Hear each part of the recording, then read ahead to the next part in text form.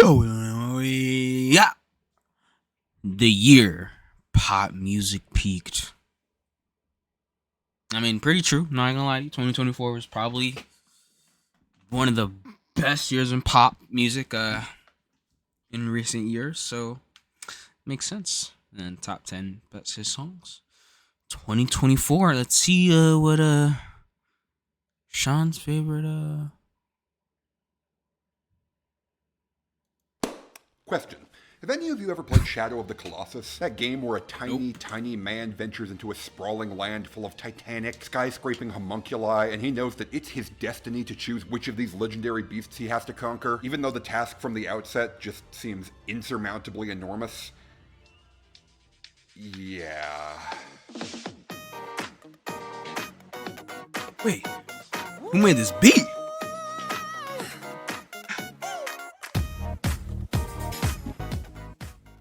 Hey guys, I'm Sean Fay Wolf of Diamond X Studios. This is Wally the Lizard, and I'm gonna be totally real with y'all.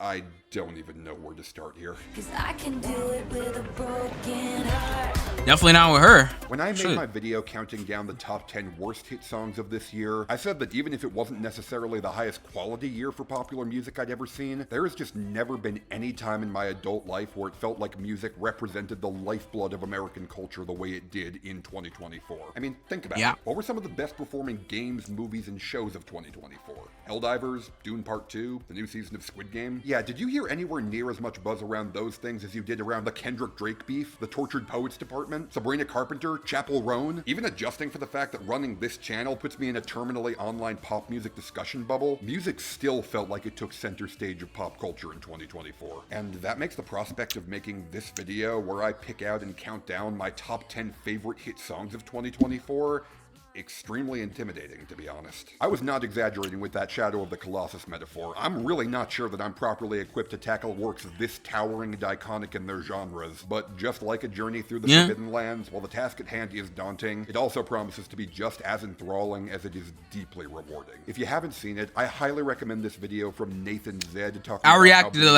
ostentatious tryhard is becoming cool again in the 2020s. Go watch the video, then go watch my reaction. More and more inroads back into pop culture. His video sums up exactly why pop music was so extraordinary in this wholly singular year. And as a person who is a proud tryhard and has been for his entire life, the songs that 2024 chose to weave into the tapestry of American pop music made me more proud to care about this silly little hyperfixation of mine than any other year that I've lived through. Strap yourselves in, folks.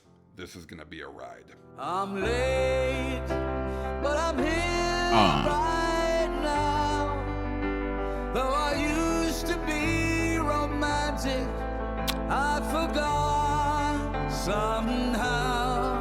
Time can make you blind.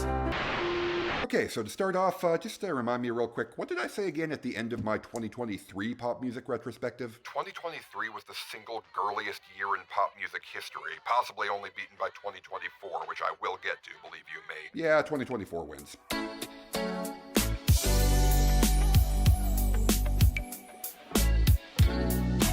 In a sheer dress the day that we met. Okay, full disclosure, not bad this song pick. is on the list mainly because it's the song of hers I've been drawn to the most as of late. But really, I think of this spot as belonging less to one song than as representative of Sabrina Carpenter's overall presence in pop music in 2024. Bedchem very likely would not have made it on here if not for the half dozen other hits Sabrina had this. Personally, if I'm taking a Sabrina hit, I'm taking Taste. Taste. You're priming the pump for it. And quite frankly, Juno probably would have taken its place if it had been big enough to qualify by my rules. But really, even if the song was strong enough to get here purely on its own merit, the number 10 spot on a best hit song list, it just feels right for Sabrina Carpenter. She was never my most listened artist at any point this year. There was always other music I was appreciating more than hers, but Sabrina's constant stream of pink lace debauchery was the glue that held 2024's pop scene together. And quite frankly, I think Sabrina being the baseline default pop star of 2024 speaks volumes about the kind of legendary year that this was. Who is that for this year? I mean, honestly, you can make an argument that it was her too.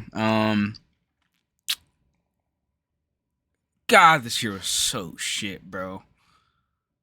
Oh my God. Bro, I don't even know. Free next week.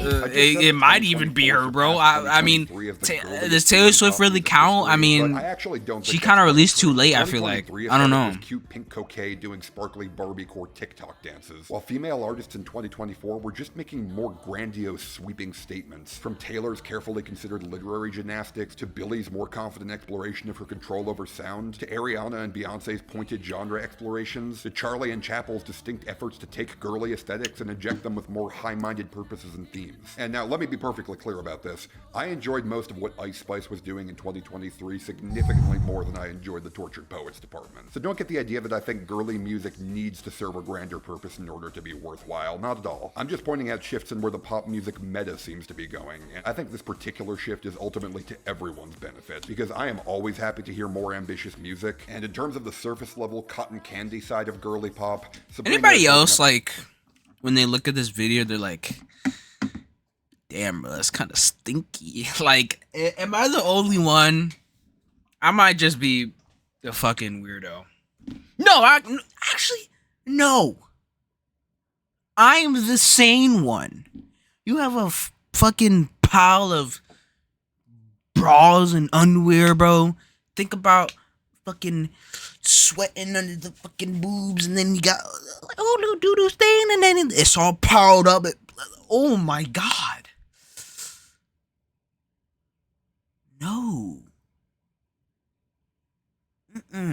Stop that. And in terms of the surface level cotton candy side of girly pop, Sabrina is holding up the scene perfectly by herself. And what are the odds? You send me a text, and now the next thing I know, I'm like, manifest. That's your oversized. Sabrina Carpenter probably isn't an all-time great artist, but she is an all-time great pop star. Something I suspected when she started charting and knew with 100% certainty by the end of the year. Even if 2024 and 5 are the only years of success she ever has, I still think she'll go down as an icon of the 2020s. You know, the same way Boy George or Ashanti only had a couple of years of hits and they're still considered icons of their time. Much like Boy George, Sabrina just came out swinging with songs so memorable and an image so instantly understandable that everyone was immediately like, oh, okay, you're the standard now. Good to know. I've spent most of the year trying to think of exactly how to describe the vibes I get from Sabrina Carpenter, and the answer I eventually got to is something I'm genuinely shocked it's taken this long to see as a pop star. Sabrina has World War II pinup vibes. Like artistic pinups where everybody's just, you know, like really pretty and cute. Like, oh no, a mouse, here's my ass. You know what I mean? Like, yeah, exactly. Whoa, I was not paying attention. What was I going to say, bro? That shit distracted me. I'm not gonna. Oh, what I was gonna say. Honestly, what they say is true, bro. Like, for our times right now, like, we should not be seeing this many attractive women every single day. You know, like back then, like no social media, right? Like it would be hard to find a 10, like just the most beautiful women ever. But now you can scroll every day on your feed and just see the most beautiful women ever. It's not healthy, man. It's not healthy, bro. It's fun, and it's got real artistic merit to it in like a very classical sense of the word. But let's be real, you also know the exact reason why most people are buying what you're selling. So you know what? Screw it. Let's just have fun with this. It'll make it a better time for everyone. Who's the cute boy with the white jacket and the thick accent? Sorry that I haven't commented too much on Bedchem specifically, but the fact is that discussing this song's appeal and discussing Sabrina Carpenter's general appeal is mostly one and the same. The slick R&B disco fusion from veteran producers John Ryan and Ian Kirkpatrick gives a really comfy backdrop against the loose melodic structure as it holds the listener in a state of suspended anticipation. And the double entendres and sex puns she sprinkles over that anticipation are the funniest and most engaging that Sabrina has put out all year. An opinion that I am clearly not alone on, considering the sheer number of tributes and animatics to this song that have been popping up in my feed for months. Come right on me, I mean camaraderie. Said you're not in my time zone, but you wanna be. Where art thou? Why not upon me? See it in my mind, let's fulfill the prophecy. From her work in 2024 and especially 2025, the public perception to Sabrina seems to be that she's the dumb, airheaded pop starlet of our day. And I don't think that's fair at all. Sabrina clearly could be making headier, more cerebral stuff if she wanted to. Like, did you know that the single she released right before Espresso was a collab with Girl in Red? If Sabrina did decide to make an all-time statement at one point, it would not be totally out of nowhere. She could do it, but you know what? She's probably not going to do it. And honestly, great for her, because the simple fact is that if a pop song makes you happy, then it is doing something right. And nobody produced more collective minutes of music. Okay, but look, it would honestly be very refreshing, because I'm sorry, the sex stuff is getting old. I'm sorry, it's getting old. You know, like, one album, okay, that's cool. 2, all right, we need to get somewhere here. You know what I'm saying? Like, I feel like I'm also not the only one. Why is my screen is not? I also feel like everyone kind of thinks that too. I don't know. Maybe I might be the only one, actually. I might just be fucking lying. But it's starting to. It's not old yet. It's starting to get a little old though. You know, made me happy in 2020. Like the ironic, like tee, you know, you go like chase the bad boys. Your mama didn't raise you right. Like, it's kind of, you know.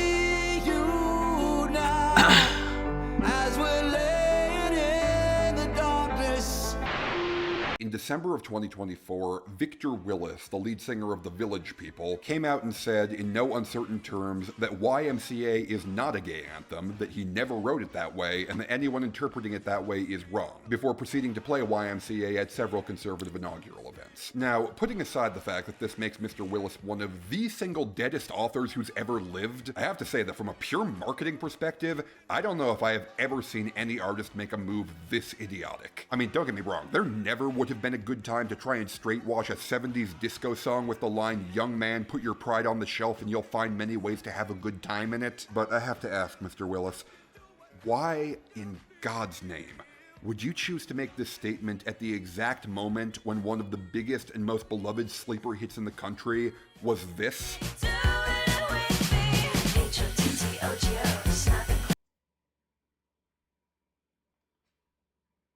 This one?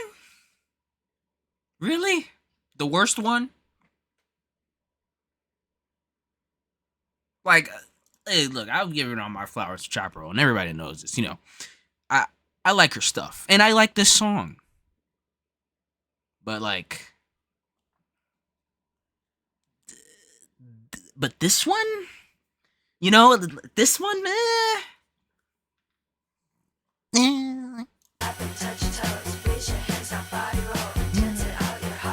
Seriously, this is one for the ages. I am actually in awe of what a legendary, once-in-a-generation bag fumble this is. YMCA had a completely unimpeachable place in pop culture for almost 50 years, and literally the exact moment that something popped up for the first time that could hypothetically replace it, he immediately made that decision a complete no-brainer. The entire reason people even remember YMCA exists today is because it's the fun gay disco song that you can do the alphabet dance to. And yet in September, when I went home for my best friend's wedding, YMCA was not the gay alphabet dance that everybody was doing.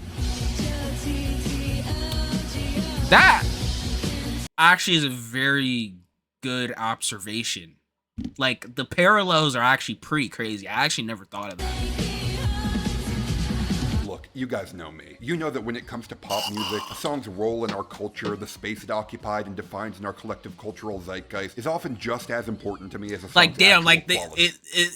both are seen as gay anthems and also have fucking goddamn letter dances. That is crazy. So, yeah, when a currently charting she had pop been song, like inspired one by that it, is surely, currently right? hasn't even hit a peak yet, is already causing everyone at a wedding to do the bespoke dance that goes with it. Yeah, that practically guarantees the spot on the list just by itself. And frankly, by the way, this song was played at my last 2 homecomings. I mean, it almost seems like an unnecessary afterthought. Says a lot, no about kappa. how absolutely wonderful the song itself is.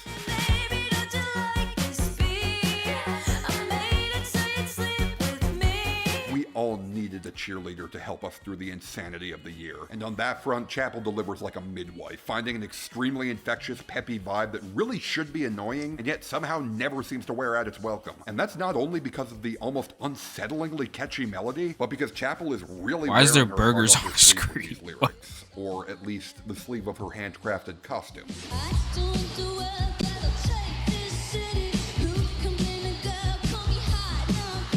Chappell Roan, whose real name is Kaylee Rose Amstutz, has gone on record to say that I did the not song know does that. not accurately represent how she wants people to flirt with her. In real life, she is, by her own admission, a really awkward and reserved person who hates being called hot by strangers. She apparently can't even watch Euphoria because the sex scenes make her so uncomfortable. And yet, in her music, she can be whoever she damn well wants. That's crazy. But hey,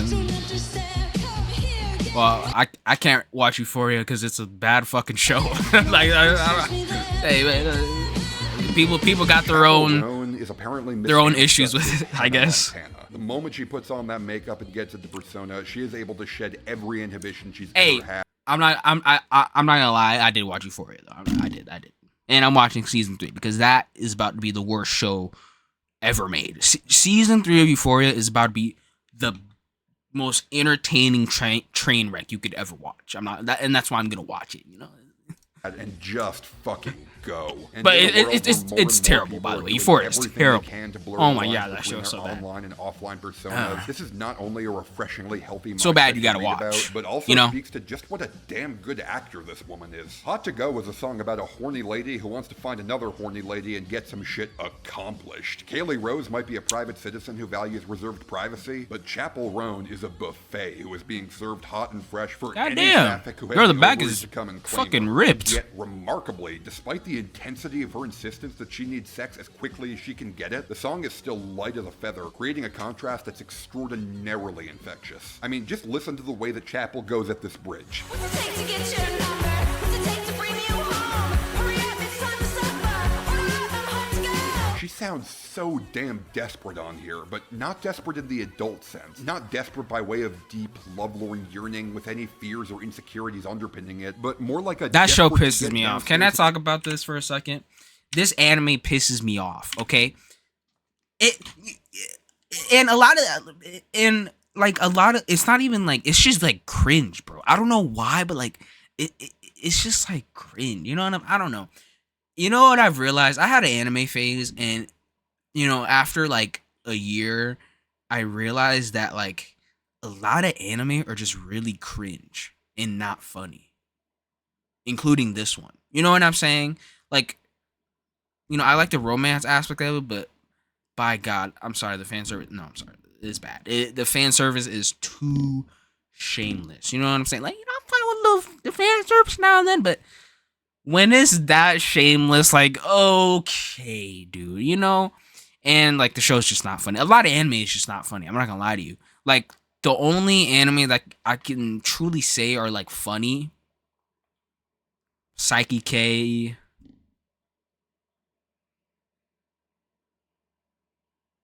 High School DxD.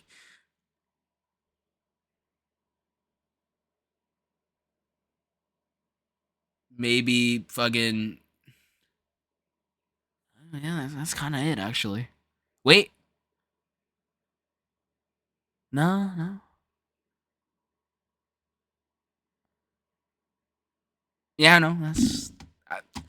High School DxD and Psyche K are literally the only anime that I've seen that have actually made me, like, laugh out loud. Because a lot of anime humor is just not funny. It's not. It's not. I'm sorry. I'm just going on a rant. I'm on a rant. All right, just looking at it, just made me mad. More like a desperate to get downstairs and open her Christmas presents kind of way. Like, she is just overwhelmed by the sheer amount of insane fun. And yes, I know High School DxD is yes. And I know I just complained about fan service, but the fan service of High School DxD is the point. Okay, there are some shows where they have a story, but it's ruined by the fan service. High School DxD story, its fan service is crucial to the plot. You get what I'm saying? I don't know. None of you probably even see that show. I'm just saying shit. In red. Everything's in red. Yeah, I know. Hey, but if you haven't seen Psyche K, go watch. That show is hilarious.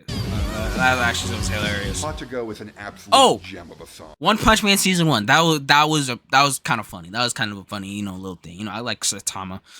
We don't talk about season 2 or 3. which represents every Definitely aspect not of what's 3. so Oh my special God. about pop music. Jesus Emphasis Christ. on the pop. It's a beckoning tune that shows the truly astonishing heights one can hit when they lock Sorry, I away just had to, all like, inhibitions kinda, and truly lose yeah, about that for a themselves in second. their art. And its success proves once and for all that a queer song doesn't have to be a meaningful statement, doesn't have to be subversive or disruptive. Hell, it doesn't even have to take its own emotions all that seriously. Sometimes gay people are just horny cheerleaders who are exceptionally gifted at knowing which dance is most effective for attracting a mate, and want to share that knowledge with the world even if they don't plan to use that mating dance themselves. Quick 10-second break for me to ask y'all to please give this video a like. It takes you all of 2 seconds to do, and it's immensely helpful in getting my work out to more people. So if you could do that right now, I would really appreciate it. Go Thank do you it, so guys. much for that, and now let's continue. Did I wait too long to turn the lights back on? Okay, so I have made a lot of lists like this at this point. And over all that time, something I've realized is that when you're making any sort of countdown, especially a best list, there can be a pretty strong temptation to overweigh novelty when picking what songs to talk about. And by novelty, I don't necessarily mean how surprising or new a song is as a piece of music, but rather how novel a song is to me personally as a listener. Like, how much have I listened to it before? I mean, we all know that music can wear out its welcome as you listen to it over and over throughout the year, and by the time you get to do a best list at the year's end, you can often find yourself overweighting how fresh a song sounds, you know? Like, I went through several drafts of this list thinking I would be giving this spot to that one JID song from that Fortnite promo. I totally missed that at the start of the year, and hearing it for the first time listening through the eligible songs for this list was a real breath of fresh air. I'm an anomaly. I turned into a rap ironically and ran the back up, niggas is on me. Yeah, really good song. I like it a lot. Wasn't my most played song of the year, though.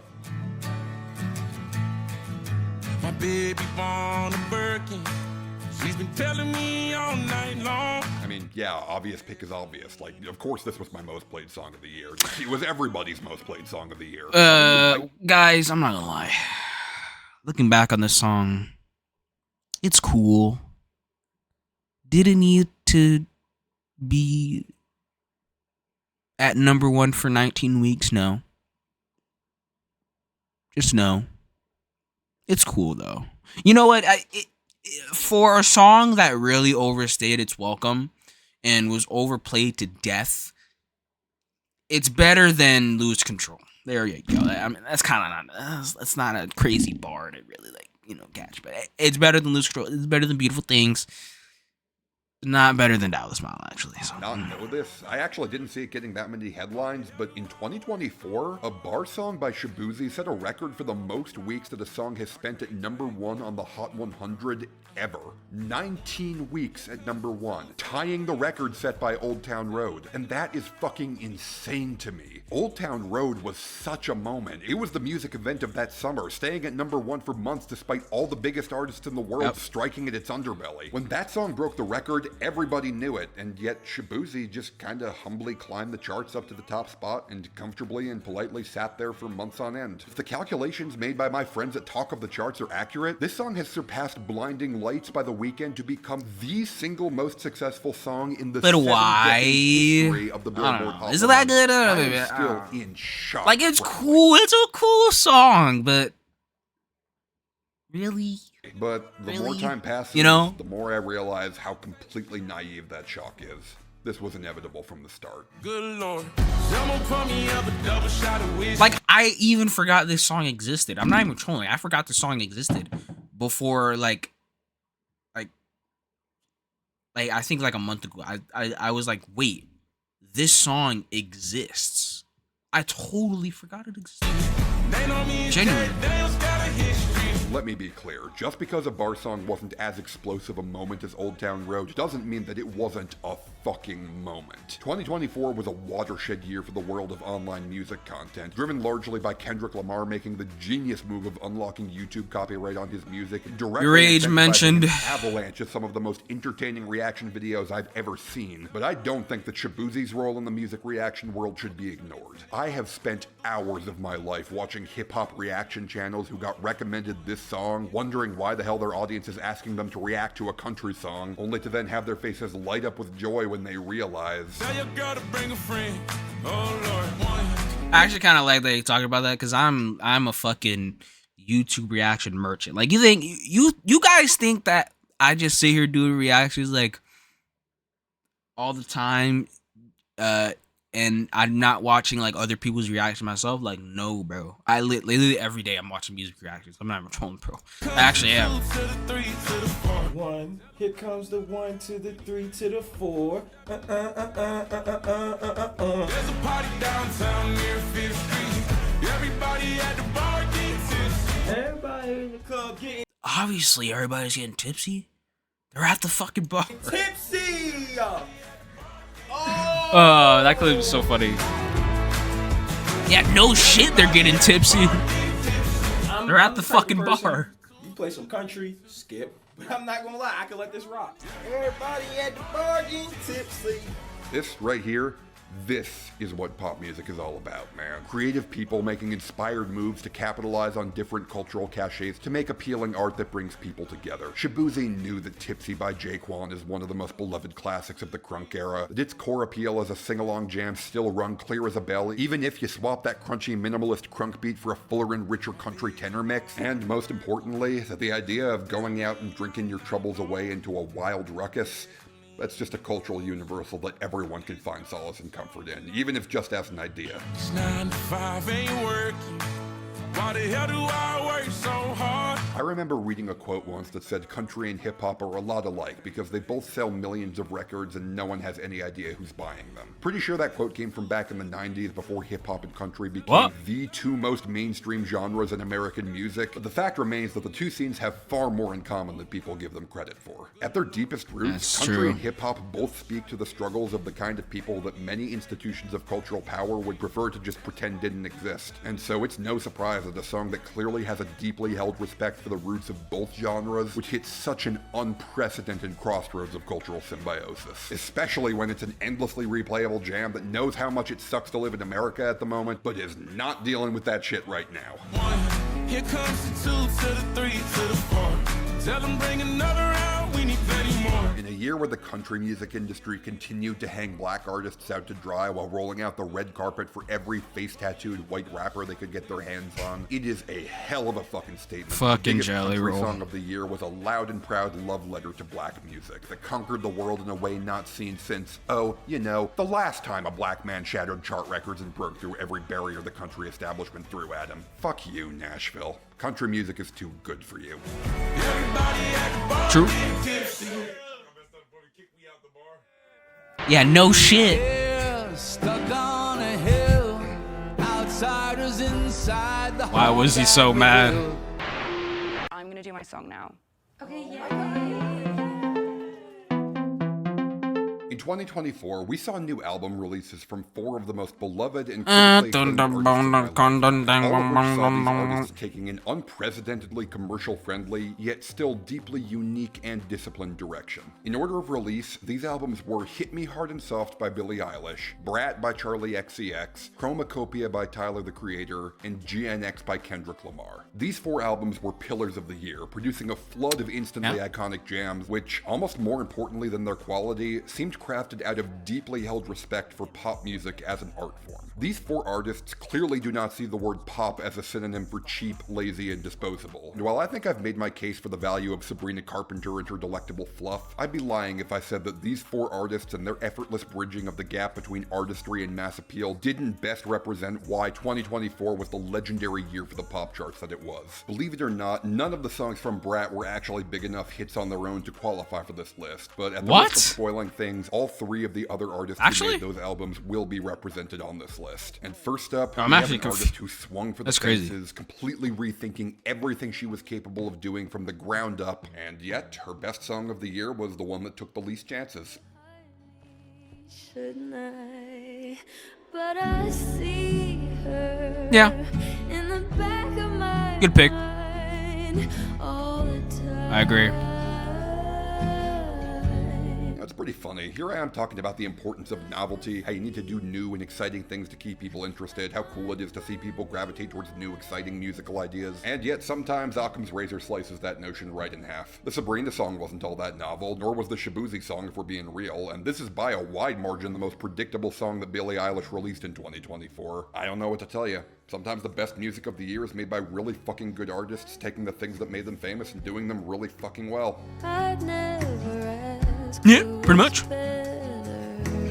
Prior to 2024, Billie Eilish's songs were so idiosyncratic and singular that I almost thought of her as a novelty act, a stupidly talented auteur who found a pop audience mostly through being a curiosity, if an extremely relatable and aspirational one. There was definitely a Billie Eilish image, and her previous albums either played into it or played off of it, whereas Hit Me Hard and Soft made her previous albums look like buds that hadn't even started to bloom yet. If you told me by the end of the year I'd be hearing Billie Eilish do a gorgeous sweeping new wave ballad, or a jazzy soft rock tune that switched halfway into an auto-tuned Night Driver, or I don't know, a post-punk banger about begging another girl to sit on her face, You need a seat, I'll volunteer. Now she's smiling ear to ear. She's the headlights on the deer. yeah, I'm waving the white flag. Billie She's can do the literally deer. whatever she wants to. She could hop on a doo-wop thrash metal trap corrido next month and she and Phineas would find a way to make it work. She was your girl. You showed her the world.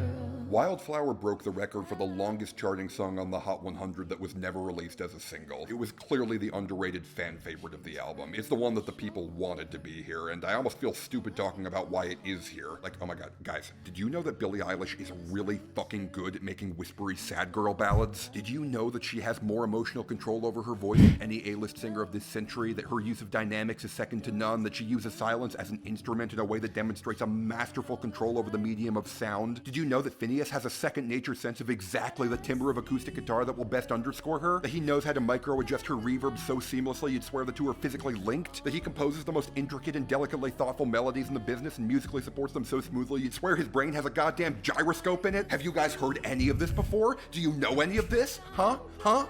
Do you?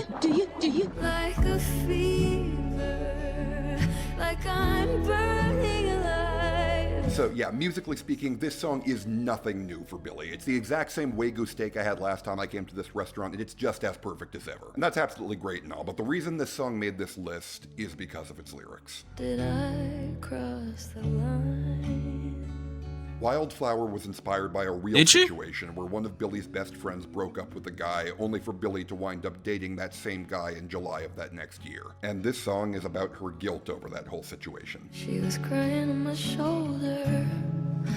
All I could do was hold her. That's why you kind of fucked up. Only made us closer until July. Wildflower isn't too complex, but it's simple in the same way as something like Time in a Bottle by Jim Croce. It's the correct lack of complexity, where the few details that are included are deeply affecting. Particularly the exhausted dismissal of her partner's awkward affirmations. That's a great detail. Now I know that you love me. You don't need to remind me. It's a very intricate set of emotions made devastatingly straightforward. Billie took a few primary colors and created a breathtaking emotional landscape out of them. And one other thing about the song is, look, I am not at all trying to speculate on Billie's relationship with her friend. I swear that I am literally just referring to the text of the art when I say this. The fact that Billie basically used her music in 2024 to publicly come out as queer, yeah, that does affect how this song reads to me. She couldn't be more different from me. What are you trying to tell me? Happy and That I can dodge bullets? Again, this is a pure death of the author reading. I promise that I am not trying to postulate on Billie's real life whatsoever. But yeah, taken purely as an interpretive analysis of the woman's art as a collective statement, that reading does elevate this song from a haunting ode of guilt into a beautiful mess of sexual tension and tangled emotions that is impossible to look away from. I can see her in the back of my mind all the time.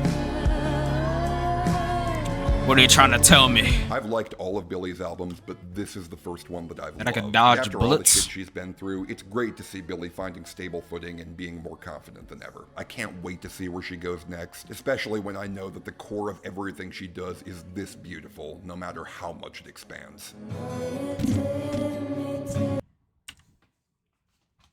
this beautiful, no matter how much it explains. That Geometry Dash? What is this? That's a fucking bro, I'm so stupid. Oh my god. It's a fucking shirt with 80 on it. Bro, I thought this was a fucking geometry. I was like, what the fuck? Don't mind me. I'm tripping, bro. What the Jesus. The cold settles in. It's been a I'm sorry. I'm fried, bro. Oh my god. Chromacopia by Tyler, the Creator, is a masterpiece that I do not have time to deal with right now. Give a fuck about pronouns. I'm that nigga and that bitch is this. I talked about this in my winter top 20 ranking video, but while I've absolutely adored everything that I've heard from this project, it could not possibly have dropped at a worse time for me. I have never vibed with Tyler, the Creator. None of his most popular works ever jumped out at me. Same. I just never got around to exploring his work in depth, and not out of a lack of curiosity, but there's only so many hours in the day, and it just hadn't happened for me yet. So not only do I have no context for understanding where this album is coming from, but my instant positive reaction to it tells me that Chromacopia could very well be a key to unlocking the rest of Tyler's work. And in a year as busy and insane as the one I've had, it's simply not a key I found time. Everybody do the flop. I'm gonna take that dive, then I want to properly sit down and do it. Because of that, songs like Sticky and Saint Chroma are great compositions which will not be appearing on this list. Noid. Still a bit too raw for me Ooh, right now. is that a W prediction? Reaction is intensely positive. There's still a bit of distance there for me, which, like I said, deserves a proper like effort on him. my part. It's like him or I Noid. want to give this man's work its diligence and not rush out half-baked takes, because as great as I can tell these songs are, I do know that they just haven't fully clicked with me yet. And all of this is to say, I'm kind of at a loss for words at which song on the album did click with me immediately. Yeah. I knew it.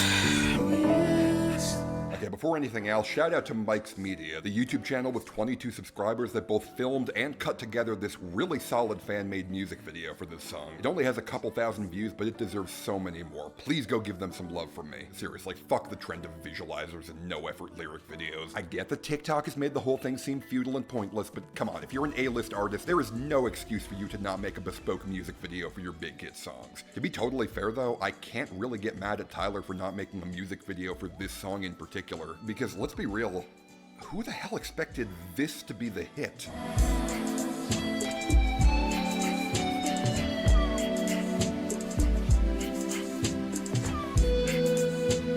As soon as Chromacopia dropped, Like Him immediately jumped out as the fan favorite of the album, maintaining extremely impressive streaming numbers well into 2025. I suppose that does make sense considering that it's one of the most hauntingly effective pieces of art to hit mainstream pop music in years, but it's still really bizarre considering that this song is clearly just the ending chapter to a much larger story. It feels fundamentally incorrect in my soul to draw literally any comparisons between Taylor the Creator and Tyler Swift, but the pair of them do have two things in common. One, both of their You fan are bases somebody contain some of that the I most don't know. absolutely insufferable white people you'll ever meet in your life. And two, while there is a lot to enjoy about their art on the face of it, a lot of the appeal to their collective fandoms does seem to come from interpreting their art in the context of their larger lore as an artist. Even as a newcomer, I know that Tyler's evolution from a trolling edgelord to an uber-fluid prince of subversion is a core aspect to his appeal. And even as a newcomer, the weight of that history is felt unlike him. She said that I make expressions like Even before looking it up, I knew that this was not the first song that Tyler wrote about his missing father. I knew that there had to be a lot of painful evolution to get to the point where anyone could make a song like this. And the song's bones, while solid and fully formed now, do still creak eerily under the lingering stress of that growth.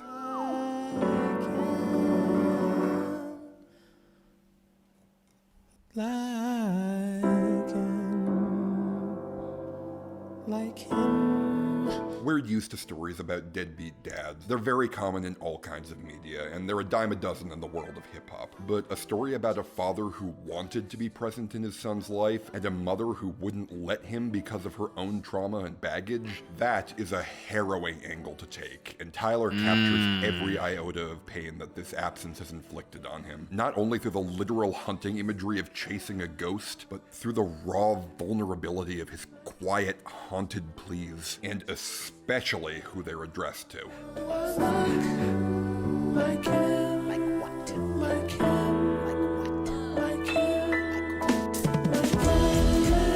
Tyler is pleading to his mother, knowing that she's the only person who knows all the answers to everything he desperately needs to know about his father, while being aware that the same woman is directly responsible for him not having those answers, and by extension, for the pain That actually is not pretty having those fucking answers depressing. caused him since the day he was born.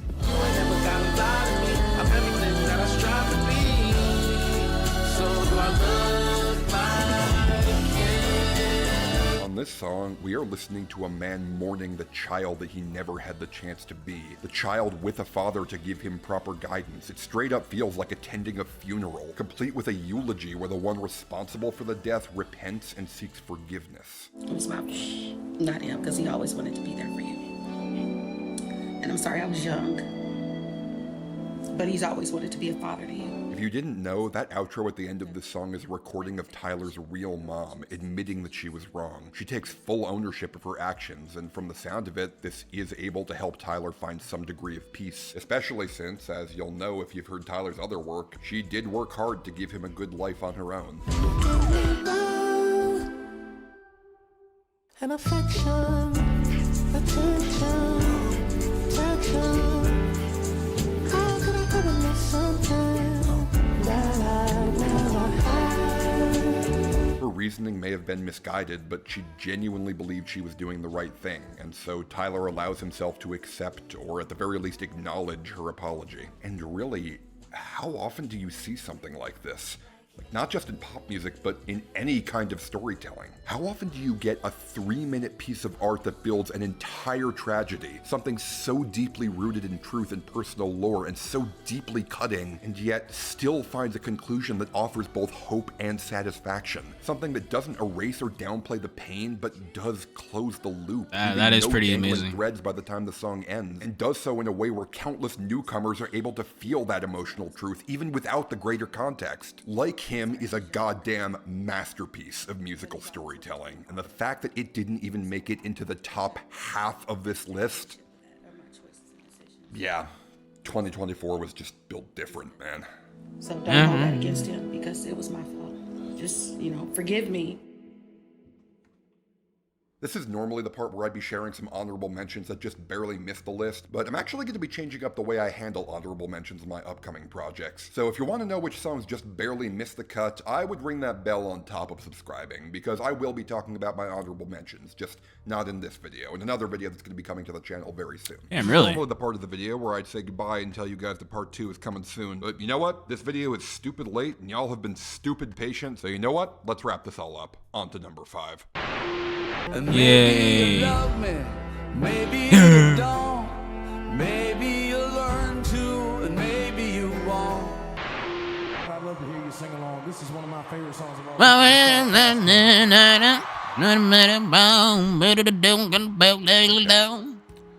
Here we go. You got a fast car. Goated. Yeah.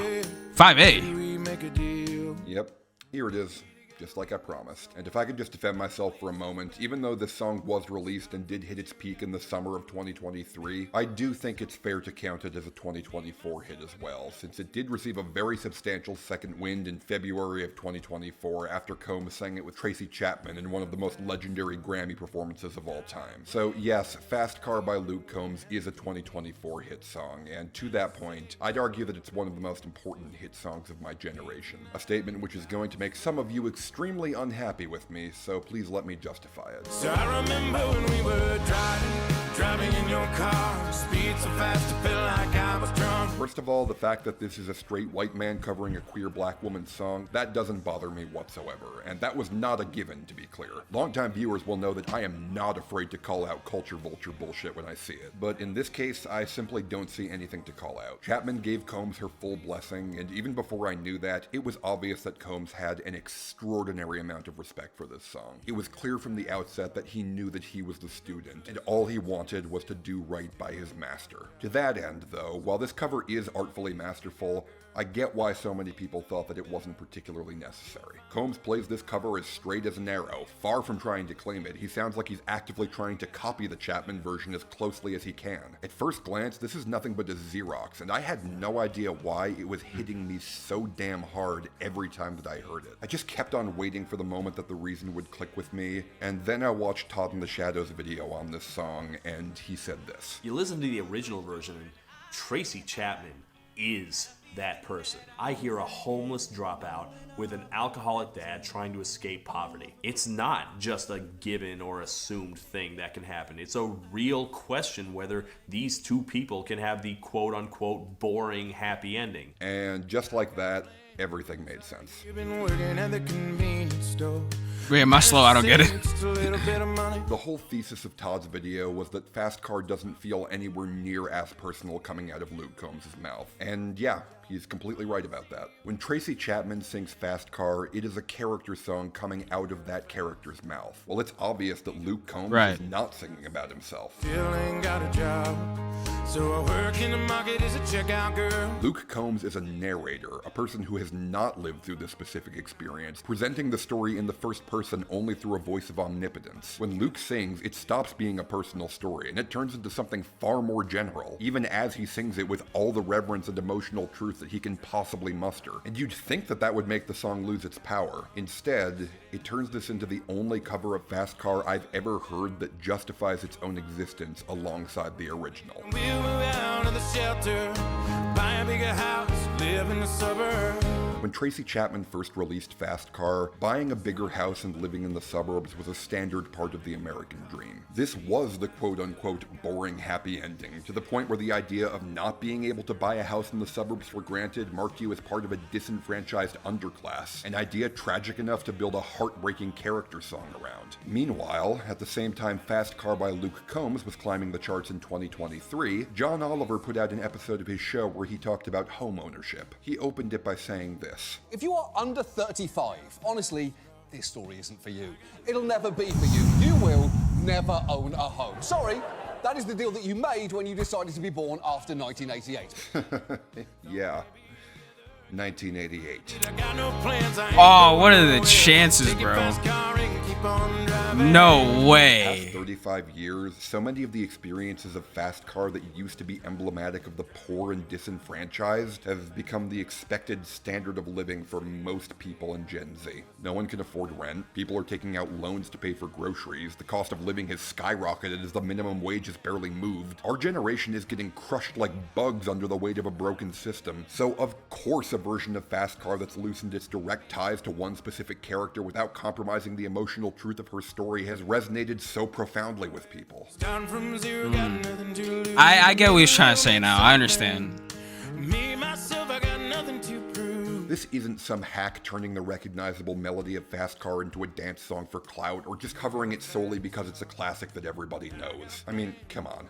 Look at this performance. Luke Combs is in utter awe that he has been blessed with the chance to share the stage with this living legend. And the mutual respect of master and Padawan shown on stage is a beautiful thing to watch. Luke Combs understands what this song means to Tracy Chapman. And whether he directly relates to it or is just a world-class mimic, he's captured the song's meaning and refracted Tracy's beam of pure, focused light through a prism. To be perfectly clear, Chapman's original version is clearly more powerful on a raw emotional level, both through its obviously, marginal marginalized minority groups, and through Tracy Chapman just being a more emotionally expressive performer. And if you believe that her version is obviously better because of those two things alone, I completely understand. That said, while Combs does lose some of that raw power in his more universal interpretation, it is still devastatingly effective. And when you combine that with the fact that I do prefer the richer country production Fucking under Jelly Luke Roll. Combs to Chapman's more spare guitar work, yeah. I do Bro, personally even think looking the two at are him, bro, that roughly dude is equal. too funny. However, I personally also think that trying to decide which version is better is doing both of them a disservice. Yeah, no, These two it's that interpretations why are like two sides of the same coin, and they the, each serve to the directly fact that elevate that's the even other. in debate Tracy is so Chapman brought stupid. Fast Car into this world, and Luke Combs elevated Fast Car to its highest heights ever at the ideal moment. For the rest of time, Gen Z's wholehearted embrace of Luke Combs' Fast Car will be an integral part of the legacy of Tracy Chapman's Fast Car, and I can't possibly give this cover any higher praise than that.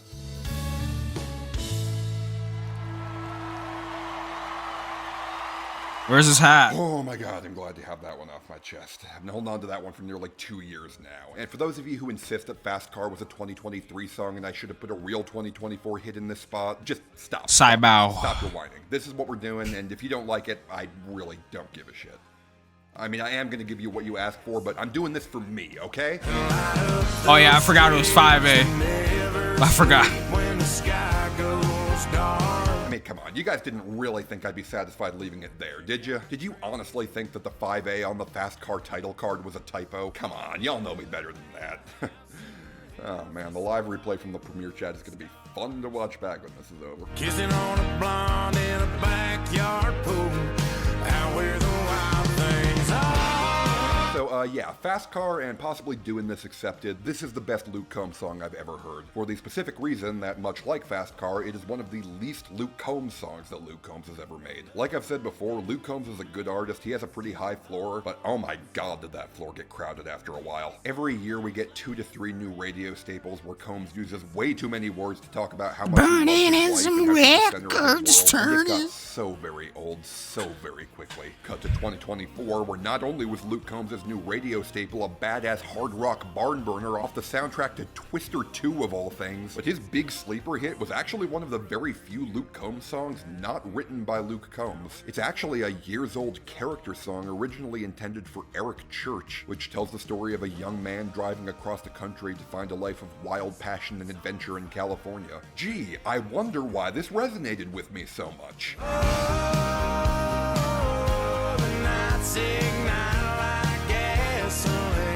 But yeah, it's genuinely kind of disarming to hear Luke, who is an only child, singing about this brother with so much verve and passion that it feels impossible that he's not describing a real experience. Luke's wife might be the main thing that inspires him as a writer, but as a performer, the man is just this juggernaut of grisly fire who can breathe life into any story that's put in front of him, certainly helped by a captivating melody, evocative narrative lyricism, and some of the most heart-rending country production I have ever heard in a crossover hit. Wild as the devil, I knew I had to move back east. Say goodbye to my brother at the end of that summer, but I knew he'd never leave. I honestly feel like a dick for implying that Luke Combs is wasting his talents by telling his wife he loves her, but I'm sorry, the man's gifts are just too damn precious to be used with such a limited range. He hits every emotional beat of this story with aplomb, from the rowdy open road freedom roar to the bond of brotherhood that he can't match up to the heartbreak and the tragedy. Because yeah, you already knew that there was only one way this story was gonna end. Scouts, man, are built for speed. W Speed. They said he hit that guardrail at 3:30. Lit up those streets that never sleep when the sky goes dark. God, just that imagery, twisting the past mentions of the night igniting like gasoline into this brother's exploding motorcycle igniting the night with the same passion that drove him to this fatal but well-lived life. Man, this is just how country music That's why I'm never getting a motorcycle. You people who drive these motorcycles, you're crazy. I'm not gonna lie to you, bro. Like, I'm never trusting motorcycle. Okay, if you ever see me on a motorcycle, I'm back, bitch. Okay, Honestly, I don't think I'm ever gonna. You know, hey, call me a pussy if you want. I'm good, bro. Supposed to be fucking We Gucci. We Gucci. You know what, Luke? I'll stay Go in write my some songs about how hot your wife is, man. metal shield. My circle metal shield. You know?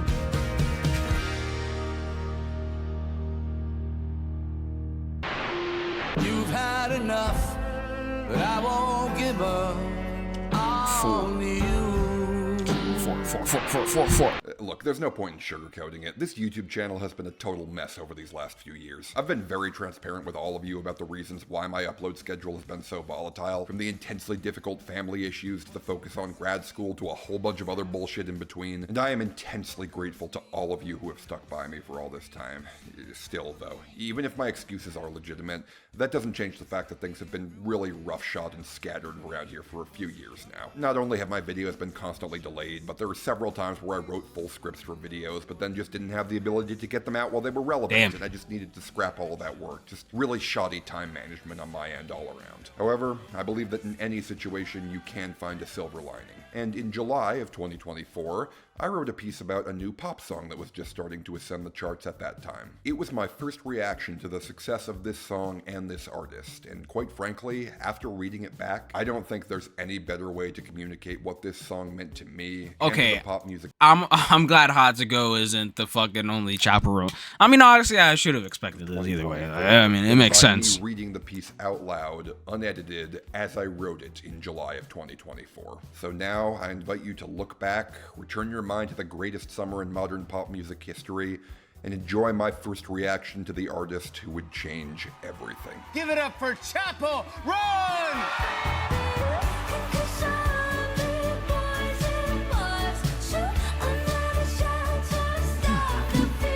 Okay, so I'm not a betting boy, and I don't exactly have a great track record of predicting who's going to be a star, but yeah, drop everything and put all of your money on this woman now. Like right now. Do not wait until later.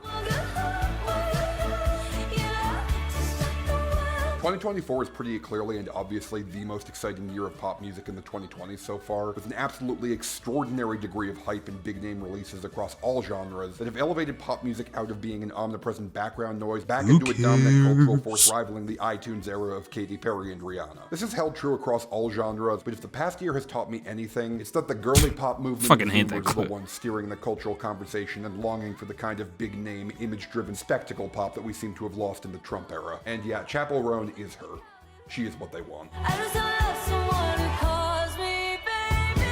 Chapel Roan in 2024 is the kind of pop star that the phrase "she is the moment" was invented to describe. I haven't felt this excited at a new pop star's arrival since Lady Gaga showed up when I was 12. And frankly, it's largely for a lot of the same reasons. You know, an ostentatious, larger-than-life image combined with banger after banger to back it up. The key difference is that Roan is breaking through 15 years later, meaning she can take all the boundaries pushed by Gaga and many other pop stars in the years since her and crash through to the next level. By which I mean that even in a world where we literally have a song in the top 20 where Billie Eilish says, "I could eat that girl for lunch," this is the crowning gay anthem of 2024, and I don't think anything is going to replace it.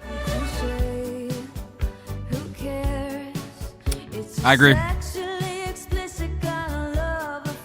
First of all, hey, yeah, if you but take low the key, I'm not gonna lie.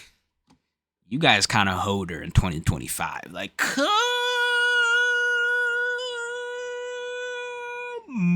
on, are we serious? Like, bro, all right. The Giver, look, it wasn't that good of a song. Okay, that's fine. You know, that one flopped a little bit. It's fine. It's okay. But the Subway, are we serious right now, bro? You guys let that die out so quickly? Really? Are we dead ass? That's crazy to me, bro. Damn. Rounds of Wham, Cyndi Lauper, Belinda Carlisle, and Kate Bush, and chuck them all in a blender, you're gonna make the gays extremely happy. And on that level, this is one of the purest endorphin rushes to hit the charts in ages. You know what?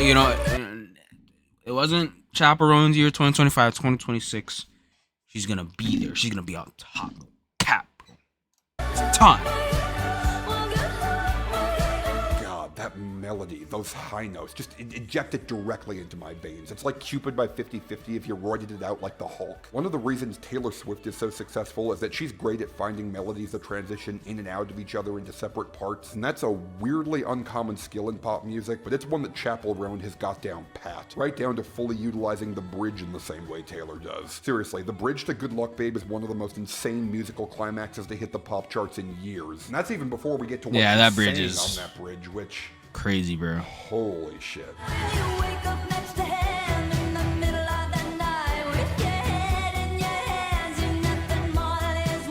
Nothing more than his wife. God fucking damn.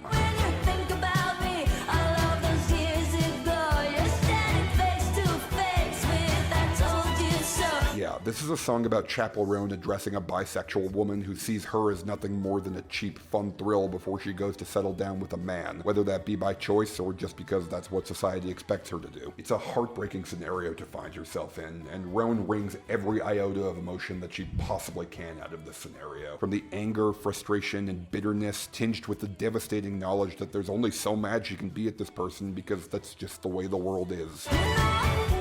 Yeah. I told you so, you know I hate to say, but I told you so. It's a song which contains the power to absolutely destroy the listener, and I'm so glad she didn't succumb to the temptation to make it sound depressing and dour like most of the covers of it you'll see. The premise of this song is very similar to Boyfriend by Dove Cameron, but it's amazing how much better it plays when delivered with Yeah, that song is fucking Boyfriend shit is a compared to gay hookup that. song, while Good Luck Baby Goddamn. is a love song of the most tragic kind. Absolutely one of the best songs of the year. And trust me, this will not be the last time you hear me talk about this woman.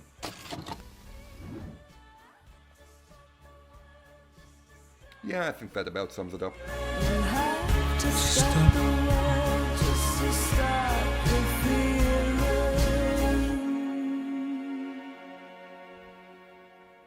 God, that part is so fucking good. Oh my god, bro, the fucking when it slows down. Oh my god, bro. That shit is. Oh my god, that is fucking musical genius, bro. Oh my god, like fuck off. That's so good. Maybe I lost all hope too. Zach Bryan, Pink Skies. Blood pumping through me. This year I celebrated my 28th birthday. I'm only so strong, y'all. Oh, 28. Ah, I forgot about this song. Zach Bryan was supposed to be the one good lib. That sentence is stupid and doesn't make any sense, but you know them.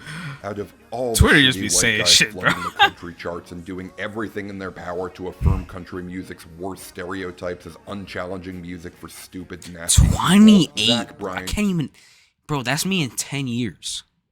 I can't even fucking imagine myself in 10 years. Like, that is, like, just so crazy to me. I can't. Honestly, I can't even. I'm at a point in my life right now. 18 is such a transformal period. Literally anything can fucking happen. Like, I can't even see myself in 1 year. It's genuinely insane. Man, bro, like, life is genuine. Like, life is actually scary. Like, when you're my age, life is actually like fucking extremely terrifying. When you really like when you're my age and you seriously like sit down and think about your future, it's probably one of the most terrifying things you can do. Actually, because like even when you're like mid-20s, like compared to like now, like mid-20s, like okay, you know, you kind of settled into more of a lifestyle. You know, you're not obviously like never everything is set in stone. But some things are set in stone. When you're 18, bro, nothing is set in stone. Like that's the most terrifying part about it. You know what I'm saying? with the dude sitting on top of the Spotify charts, dwarfing them all, proving the country. Like you're in a transition period where you're still kind of a kid, but you're not a kid anymore. You know what I'm saying? Like sometimes you're treated like a kid, but sometimes you're treated as an adult. That's the thing. You know? That's the hard part about it. Because first of all, you're trying to discover who you are. You're trying to discover who you want to be. It's the hardest shit ever. Genuinely. You know? I don't care if it's not like a fucking pussy ass snowflake libtard. You know, it's just the truth for me at least, and I feel like it's probably the truth for a lot of other people who are in my age group. You know, music didn't have to be made by shitty. like the thought of 10 years later is like actually just like straight horrifying. No cap, dude, bros. Like actually, until suddenly it did again. I'm not gonna dive deep into that whole fiasco, but until suddenly it did. Yeah, I remember this. Did anything even happen with this? Like, I mean, he's still like releasing stuff. But, like, is this like, you know, it again? What I'm not happened gonna with this? dive deep I'm into genuinely that whole like fiasco. interested. I don't hate myself or you enough to open that can of worms right now. But the fact of the matter is that Zach Bryan simply isn't the man that the world of country music needs him to be. In every sense of the word. I'm perfectly capable of enjoying art from flawed or outright shitty people. Y'all should know that I've made peace with that by now. But I'm struck with the feeling that knowing who Zach Bryan is now should damage this song for me, right? And I always felt like I was in between something like home and somewhere far away. 28 is a song about being a rock as the ground shifts beneath your feet. To be a firm pillar of strength in an unstable world even as your partner is on the verge of a mental break. The song was literally inspired by the exhausted relief that Zach Bryan felt after his dog survived a risky operation, about how he somehow both found and provided home in his partner's arms after that whole experience. And that's a home that no longer exists, allegedly because of Bryan's abusive behavior. It's not like there's not other great sounding Jason Isbell-esque music in the world, you know, like the stuff Jason Isbell is making, so what is it about this one that I was unable to resist? Well, the answer to that question is that it's a really good country song. I know that answer might seem asinine on the face of it. Like, yes, very good, Sean. The country song you named as the third best hit of the year is a good country song. How fucking insightful of you. But no, I'm not saying it's a good song in the country genre. I'm saying that it's a good country song. Because, you see, the great thing about country music, and I truly believe that this is what sets the best of it apart from so many other genres and makes the best of it feel so timeless, is that more than any other genre, country music can thrive in the realm of emotional storytelling. Listening to a great country song is often like watching an old Disney movie. You don't care about the plot-driven narrative explanation for why the prince showed up to kiss Snow White at that exact moment. Your heart just knows that this is the correct moment for that to happen. The artists are aware enough of their own aesthetics and the imagery their work conjures that they know which details are important and which gaps our mind will bridge for us. And 28 by Zach Bryan takes this same approach and uses it to paint a vivid portrait of what turned out to be the most important year of my life. Took 28 years of blood pumping through me. Some of you might know that I did, in fact, almost lose my dog to a risky surgery earlier this year. Don't worry about it, you can see that my dog is completely fine now, but the dog isn't even mentioned in the song's lyrics, and it's not like I can relate to It's most a of crazy the other fucking dog. mentions. I haven't lived through Zach Bryan's broken Shit, what type of family breed is that? dynamics. I've gone bar hopping maybe twice in my life and didn't particularly care for it, and I've not yet trauma bonded with any partner I've had to anywhere near this level. The thing is, though, not only do I really not care about that, but I know that Zach Bryan doesn't expect me to care about it, because the point of this song isn't the specifics of what Bryan is going through, it's using his flow of consciousness to capture the true emotional heft of one of the most transformative times of a person's life. I think, you know, I think also like this kind of is the case for just like any type of music like this in general. Like there's a reason why I feel like a lot of people who, you know, can relate to music a lot of them don't specifically relate to the details in the song, but the feeling of the song, the emotion that is shared with the song. You guys get what I'm saying? You know, is about realizing your favorite dive bar in your like in a song, like a song could be about like a breakup and it get you sad and you've never dated anyone in your entire life. You know what I'm saying? You guys get what I'm saying, right? Town is becoming a gentrified hipster hotspot and having a stone-faced laugh that you're reminiscing about the like you don't need to relate to the specific details in a song. days get so crowded, and why are the crowds so damn great? Being 28 is about realizing for the first time that you can offer a sense of home for a lost loved one who needs it, even if just for a moment, and that the companionship you have to offer is an extremely powerful thing. The smoke seeping out of your bloody teeth, be your home somehow. Being 28 is about celebrating your birthday with the family that you chose for yourself. You know, the people in your life who got to know you as the adult that you decided to be, and who decided that the fully realized person that they got to know is someone worth having in their life. Took 28 years of blood, I was lost in the field, loved on my own birthday. That line in particular just absolutely shatters me. And again, I have a great relationship with my parents, so it really shouldn't. To me, though, being lost in your blood means being snared and trapped in the context of the messiest, most traumatizing, and most humiliating traces of your childhood that defined you, and that, despite your best efforts, you're really having a hard time leaving in the past. To anybody listening to me right now who's approaching this point in your life, I implore you to please remember, I'm not close. as an Well, adult, I mean, I might be you close. I have don't know. no obligation to bear that cross. Go out into the world, meet new people, realize that you are worthy of being loved by these people, and then use that newfound sure-footedness to go back and redefine the person you want to be for those who knew you before. And I always felt like I was in between something like home and somewhere far away. 28 hit me like a ton of bricks, the song and the birthday. I was already doing some very serious reflecting on the ways everything I've been through over the past few years has changed me, and this song tore in like an emotional cyclone and gave me the perfect mirror to reflect off of. Really, I think that this refrain is what sealed the deal. Took 28 years of blood pumping through me to get to this evening with you. Yeah, that's the capstone I needed. Despite all the toil, it is worth it in the end. Even at the times where I don't really believe that, that's still the framing that I want to be using and that I try very hard to use, because you just have to believe that. You have to believe that if you're going to survive in the world like this. And I think I'm realizing this now because being 28 is about finally reaching the point where you look back at all the trials, tribulations, and hardships you've endured throughout your life and realizing that all of it turned you into a wiser person who knows how to learn and grow. It might be true that every new, wonderful experience does exist in the context of the dark. That was fucking ripped. Before, What the but fuck? That's in the past now.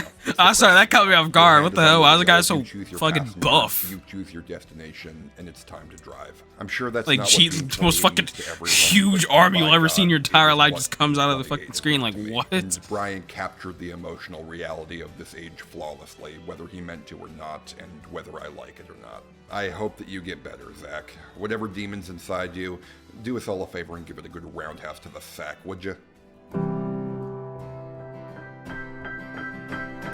I like this segment. It was a good segment. It was a good segment. I understand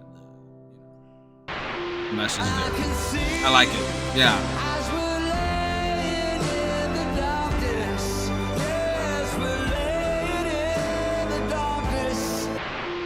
Every word that you're saying is another step to my reputation. With the exception of Jason Aldean's Try That in a Small Town, I don't know if there's a single country song I've ever talked about on this channel that I hate more than Truth About You by Mitchell Tenpenny. Yeah, there may be songs I enjoy listening to less, but very few songs make me want to actively punch the singer's lights out more than this. Yeah, there's two sides to every breakup. One's a lie and one's a truth. It is a truly loathsome piece of art. Go check out my Worst Hit Songs of 2022 video if you want the full story on why that is. But you know what? I will give this song exactly one single piece of credit. If you completely divorce it from all context and just take it as a piece of writing purely in a vacuum, that title line kind of goes hard. If you quit telling lies about me, I won't tell the truth about you. Yeah, credit where it's due. That line is cold as fucking ice. It is, You ignore actually. the fact that he's using it to threaten a vulnerable woman who seems to have done nothing wrong. Man, can you imagine if a line like that was aimed at someone who actually fucking deserved it? But don't tell no lie about me, and I won't tell truths about you.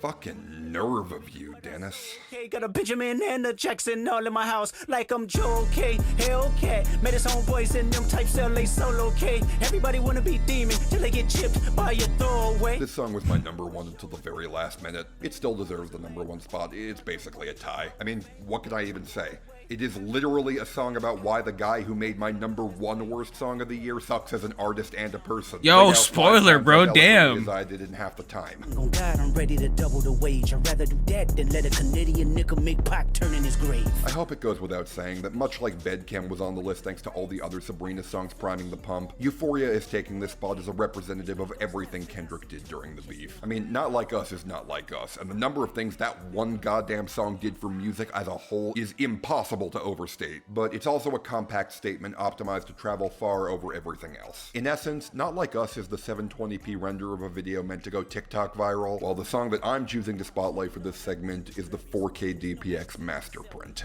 You're cold and I be know I'm a selfish nigga. The crown is heavy.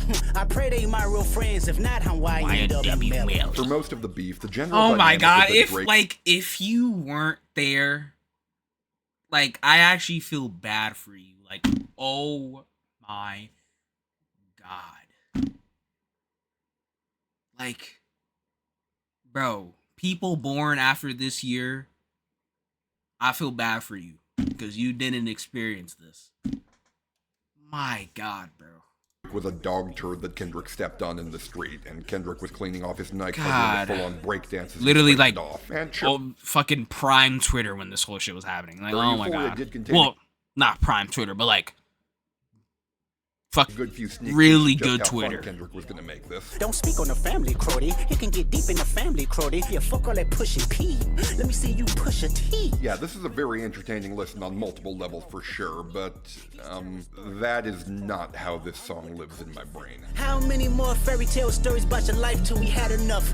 How many more black features till you finally feel that you're black enough? My first time listening to Euphoria by Kendrick Lamar is the closest I've ever come to having a truly religious experience while listening to pop music. And when I say religious, I mean it in the literal Old Testament sense. Religious as in, there is an almighty force that exists in this world, and we would do well to not anger it, because it could use its awesome power to destroy everything we hold dear on a whim if we displease it. We hate the bitches you fuck. Bro, They confuse themselves. when I got the notification in school, bro, I was like, oh my fucking god. Because I was in a class where I wasn't able to watch, so I was like, oh, I was really like itching. I was itching in my seat, like, for the bell to fucking ring so I could go to my next class and listen to this. Oh my god, bro. Oh. Real women, then notice I said we. It's not just me. I'm what the culture feeling. Not Like Us was the song that taught the world how fun and rewarding a properly directed hate campaign can be, but Euphoria was the blueprint that campaign was built off of. It was basically teaching us the block letters of hatedom before Not Like Us helped us graduate to cursive. I even hate when you say the word nigga, but that's just me, I guess. Some shit just cringeworthy. Ain't even gotta be deep, I guess. Praising any individual line of Euphoria feels like praising one line of the Declaration of Independence. And both of these documents have essentially the same purpose, a meticulous outlining of every single reason for the legendary, paradigm-shifting ass-whooping that's soon to follow. Why would I call around trying to get dirt on niggas? Y'all thinking my life is rap? That's whole shit. I got a son to raise, but I can see you don't know nothing about that. Also, real quick, I know this song isn't quite as bangable a club hit as Like That and Not Like Us are, but to the people who say this is a mediocre beat, like, do you fucking hear yourselves? Or the song, for that matter? Stupid. You assigned to a nigga that signed to a nigga that said he was signed to that nigga. Try cease and desist on a Like That record? Yeah, no, if those other Kendrick songs didn't exist, this would be praised as one of the best production jobs of the year. And also, I literally just learned while researching this that it was produced by the same guy who made God's Plan and Laugh Now, Cry Later, which is fucking hysterical. I love it. Now let me say I'm the biggest hater. I hate the way that you walk, the way that you talk. I hate the way that you dress. As a raw cultural artifact, Euphoria, as my favorite stand-in for all of Kendrick's triumphs in 2024, earned a spot on this list without question. The running theme throughout my whole channel, but particularly this best list, has been highlighting the special things that music can do only once it becomes a pop culture phenomenon, and turning the intensely problematic false king of the rap world into a laughingstock that it's actively trendy to mock passes that test with the most flying colors that any song ever has. However, after living through a year of 2025 and the time it took to get this video made, I can't even express how vitally important the lessons Kendrick taught us have turned out to be. I'm knowing they call you the boy, but where's the man? Cause I ain't seen him yet. Matter of fact, I ain't even bleed him yet. Can I bleed him? Whenever I see that video of those masked thugs trying and failing to pepper spray a protester in an inflatable frog suit, this is the song that's playing in my head. There are many things that rightfully deserve to be hated in the world today. And the phrase, "we gotta do this guy like Kendrick did Drake," has become a phrase I've heard tossed around a lot. But the vital thing to remember is that Kendrick didn't respond with violence, not because he couldn't, but because he knew that would prove nothing. Teaching them morals, integrity, discipline. Listen, man, you don't know nothing about that. Kendrick knew that he was the better man, and so he simply made a spectacle out of every one of Drake's failures as a man, flaunting them with style as he dragged his enemies through the mud and then holding a parade over his grave in the most ostentatious way he possibly could. More than anything, that is Kendrick's lesson for us. We are smarter, funnier, and wittier than they are, and we cannot underestimate how powerful those weapons are. Constant seething rage will burn out in no time if that's the only thing you're bringing to a long-haul fight. So instead, take your stance with humor and precision. Use succinct, pinpoint words that cut directly to the heart of where they need to be, and quickly. I said it once, I'll say it again. When 2024 started, Drake had just tied Michael Jackson's amount of #1 hits, and a beautiful woman singing "Shake Your Ass for Drake" was the biggest TikTok sound in America. Within 2 months, it was all gone. No man on earth is indestructible. So when Kendrick says that he's the biggest hater, let's all do the world a favor and take that as a challenge, okay? We don't wanna hear you say nigga no more. We don't wanna hear you say nigga no more. Stop. Quick reminder that I have a Wally the Lizard to feed, Stop. and YouTube pays Stop. me literally no money for these videos since I discuss copyrighted material. So if you would please consider supporting me on Patreon, starting at Guys, just go $1 support on per Patreon. video, Go, I go, would- go, go, go, go, go, go, go, Thank go, you go, all go, so go. much for that. And with that done, guess I don't really have anything else to use to build up to this, so let's just finish this. It's Charlie XCX. Notice how notice how he mentioned Charlie XCX, Kendrick, Chaperone, and Billie Eilish will be mentioned. He has not mentioned Charlie XCX. His #1 is Charlie XCX. But wait a minute. Oh my god, wait. Okay, prediction time. Okay, wait, think about it. Okay, it's not gonna be 360. That's too basic. Okay. It's not gonna be guess. What if it's Apple? Oh, wait a minute. No. Oh, wait a minute.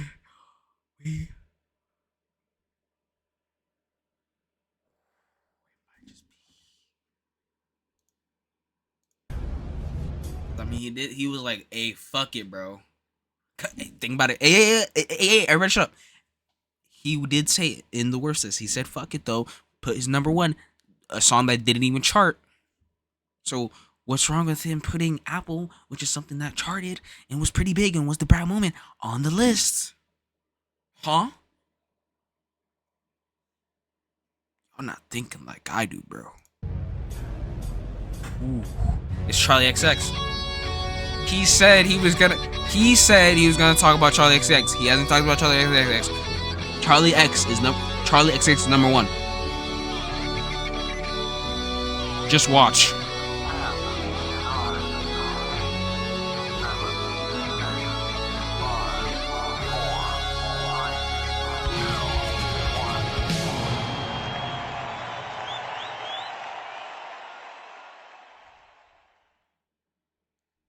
There have been a few times over the years where I've known who an artist was before they've become famous. That's not really typical of me. As a critic, I tend to be far more reactionary to the trends than actively on the cutting edge of them. But there have been exceptions to this rule, and it's happened to me with artists a few times. Yeah. Kali Uchis is one of them. I first heard of her around 2017 or so, years before Telepatia crossed over. That white rapper who sampled a Rickroll, that's another one. The guys who made Sunday Best, one of whom is currently making alternative Christian pop. That's one that'll take me years to listen to. Before 2024, my biggest I knew them before they were big artists was actually someone who's been bubbling just under the A-list for years now, and who Charlie XCX, yeah. Will, incidentally, be appearing on my Best of 2025 list in a few months. Oh, wait a minute. Maybe not then. Because did she... Did she release anything this year? I don't think she did. Fuck. Oh. Wait, no. Oh. I'm wrong. So if it's not Charlie XX...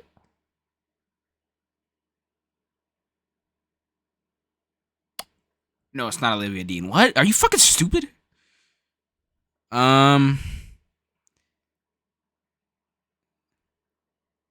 Okay.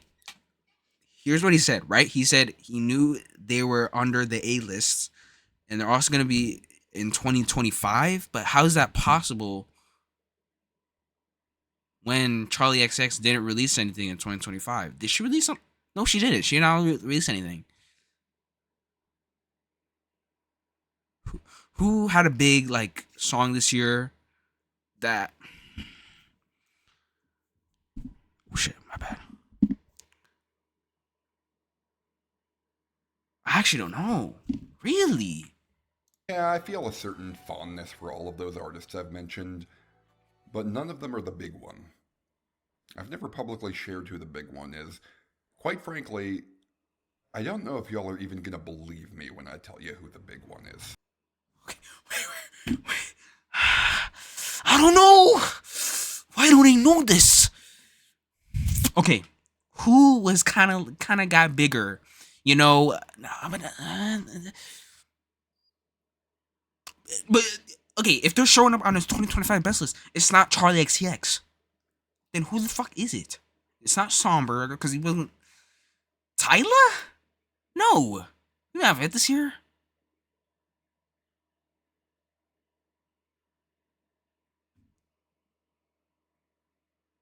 Benson Boone? No. Well, I'm tripping. What the fuck? Bro, I don't know. I don't know. Is it Chaperone? No. Wait, oh, it could be Chaperone, actually. Is it Chaperone again?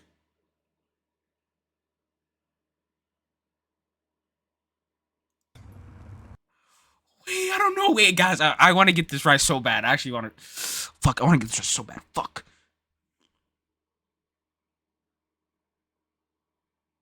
Okay, go back. Big artist was actually someone who's been bubbling 24. My biggest I knew them before they were big artist was actually someone who's been bubbling just under the A-list for years now, and who will, incidentally, be appearing on my best of 2025 list in a few months. Yeah. Okay. So they had a big enough hit in 2024 to make it on this one. And then they had a big enough hit in 2025 to also make it. So it's Chaperone. But no, because she wasn't bubbling under the A-list. Who was bubbling under the A-list? It can't be Charlie XCX, though. Because Charlie XCX didn't release anything in 2025. Bro, I don't fucking know. Okay.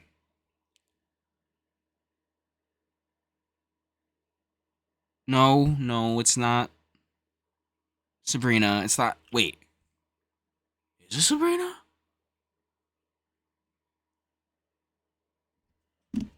Wait. No, it can't be. Fuck. Alright, no. I feel a certain fondness for all of those artists I've mentioned, but none of them are the big one. Who the fuck is it? I've never publicly shared who the big one is. Quite frankly, I don't know if y'all are even gonna believe me when I tell you who the big one is. It's Charlie XX? Wait. Oh, okay, yeah. The first time I heard the best hit song of this year was during August of the COVID-19. I was just yapping, bro. I was just yapping. This was nearly half a decade before it became the biggest and best sleeper hit. Okay, wait, hold on, though. He said bubbling under A-list. Was she bubbling under A-list? That's Kappa. No? Is that not Cap? Was she? I don't believe it. When Chaperone fuck it, whatever. first peeked her head above the choppy waters of 2024's pop music scene, gradually ascending the charts week by week until it was clear that her success wasn't just a fluke, it did not take me long to recognize that she was something special. I'm not trying to take any sort of unique credit for that, to be clear. I'm human. I have eyes and ears. Of course I could tell the Chapel Roan was something special. Good Luck Babe is one of the strongest first impressions that any artist has ever made, and I made sure to write Fuck, about I how should strong just that pivot first at impression Chapel was Roan. right as it was happening. As a matter of fact, that was the segment that I just read out to you in the number 4 entry on this list, remember? Just a few minutes ago, I shared to you my unedited first impressions of Chapel Roan, a clearly revolutionary new artist whom you can tell from what I wrote, I was just learning about for the first time in July of 2024. I'm having wicked dreams Was he? of leaving Tennessee Mm. in Santa Monica. I swear it's calling me. Of course, Good Luck Babe was only the tip of the iceberg. It didn't take long for the world to discover that there was a full-on treasure trove where that came from. Before long, the charts were flooded with a torrent of songs from Chapel Roan's back catalog, from the explosive With Casual Red Wine being the best, by the Supernova way. to the anthemic Femininomenon to the soul-destroying Casual to, of course, the two songs Casual's which just the already best. appeared on I'm this sorry, list. guys. However, It's just so amidst obvious. all of these grand masterworks of perfectly sculpted excess, there was another song bearing Chapel Roan's name, burning in the depths of the Hot 100. It was something simpler, something scrappier, something that struck a very peculiar note in my mind. Won't make my mama proud. It's gonna cause a scene. She sees her baby girl. I know she's gonna scream. God, what have you done? As this scrappy little song continued to climb step by step, entering the realm of bona fide sleeper hit as 2024 came to a close, I echoed the same critical acclaim that every other critic showered upon it. But no matter how much praise I gave, both publicly and in my own mind, whenever I talked about this song, I always felt that something was missing, something that I couldn't quite put my finger on. Down at the Pink Pony Club. I'm gonna keep on dancing at the Pink Pony Club. That melody, that phrase, those plucky synths punching their way in one at a time, like pinpricks of light in the depths of a cave. Why did they feel so primal, so instinctive, like some sort of ancestral memory that had somehow been reawakened? Good Luck Babe and the woman who made it were just as much of a revelation to me as they were for everyone else, so why did this feel so damn familiar? I was in this state of uncertainty for months, long after Pink Pony Club entered the top 5 and became the biggest sleeper hit of 2025, never able to place what it was about this song that rang such a bell to me, and I just accepted that I must have mistaken it for something else, until suddenly, a few days before I sat down to finish up this script, as in early October of 2025, it hit me like a bolt of light. Where is this Out going? of nowhere, I remembered a defunct show on my channel called Sean and Sarah's Indie Hour, an attempt by me and my best friend from undergrad to start a new show during the lockdown. The series never ended up going anywhere besides the one episode, but my co-host Jane did show me several newly released indie songs at the time, songs that she thought we could check out and analyze for a potential second episode. I don't remember any of the songs she shared with me that day, except for one. Black lights and a mirror disco. Which one was it? See, he found my joke funny. I don't need to tell you why Pink Pony Club is a truly exceptional piece of art. I hope that it is self-explanatory why a song about leaving your bigoted hometown to become a go-go dancer at a gay club in Santa Monica, becoming the most sought-out song in the United States from fall of 2024 right up to the present day, is nothing short of revolutionary. I also don't feel the need to sing the praises of the song's production or lyricism. You've heard it all before, and even if you haven't, this song's appeal is very straightforward. I bet that even if you've never written a word of music criticism in your life, you could point out everything about this song that works yourself if you really put your mind to it. I'm aware that I can be very long-winded, but I also hate wasting time. So I'm going to cut to the chase and add the only novel perspective on this song that I can. Namely, my perspective as a man who was one of the very few patrons in that club, watching this fresh-faced young girl dance on that stage in the waning months of 2020. And as one of those lucky few, all I have to say is that this song is Chapel Roan. This song is the Pink Pony Girl. Don't think I've left you all behind.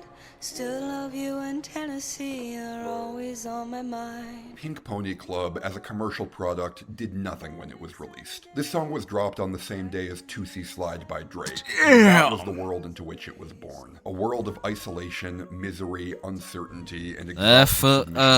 Right for slide. With the concepts of personal growth and Oh discovery God, in the world Drake, were you are good so that terrible. was demanding. Oh The my song God. wasn't pushed, it wasn't heard, it wasn't accepted, and by the time the lockdowns finally lifted, it was too late. The people whose job it was to find the song's eyes, they had already discarded it without a second thought the moment someone younger, hotter, and easier to market came along. And so, Pink Pony Club sat abandoned, a faint glow in the void, nothing but a weak, yet unforgettable heartbeat. Ignored by all but the very few of us who were lucky enough to catch its echo during that first dance. Chapel Roan had put the purest expression of her soul out into the world, specifically an expression of her soul at the most vulnerable, beautiful moment of transformation and self-discovery in her life, and we are a mere flap of a butterfly's wing away from that expression fizzling out, dying an unmourned death, and being swallowed by the darkness. But that's not what happened, because Chapel Roan kept dancing. She kept evolving, she kept growing, kept developing, kept putting in the work, and in doing so, she became impossible to quash. Kaylee Rose knew that she was not the kind of person who wanted to live the vicarious life of thrills and titillation that her dance at the Pink Pony Club had opened up to her, but she knew that Chapel Roan would love to live that life. And Kaylee knew that Chapel Roan, the outlet for her id to experiment, discover, and enjoy the thrills of life in a carefully managed and considered way, yeah, Chapel deserved to live those experiences just as much, if not more, than any soul who draws breath. So Kaylee gave Chapel those experiences. And now, here we are. Chapel Roan is an icon, a symbol of everything beautiful that art can unlock within a person's soul, a conduit to self-discovery that has opened millions of people's hearts and minds in a way that words alone could never. And in the center of this beautiful vortex, this maelstrom of shimmering light that is everything wonderful that popular music can do for the world, in the center of all of that is the heartbeat, the first flicker of light. The first triumph of hope over self-doubt, the first step of the icon's 1,000-mile journey, and the echo that lived in my memory. An echo which, whether I knew it or not, helped me hold on to my own light, even through the years of hardship and uncertainty, mirroring my own journey of growth from a dark place, as it lied in wait to emerge at the perfect moment and show me how far that I had come, even years after I had forgotten its name. Pink Pony Club by Chapel Roan. The best hit song of 2024.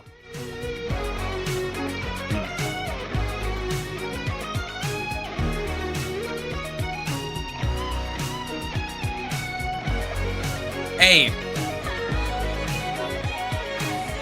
Oh. Hold up. Hey. Not to be that guy, but the fucking radio. Isn't it crazy that the radio takes this part out sometimes? Are we dead ass? Are we dead ass? Radio. This is why the radio is fucking dead.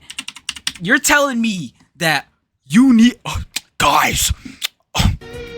Us at the radio station, we need to cut this part out of the song so we could play more mystical, magical, like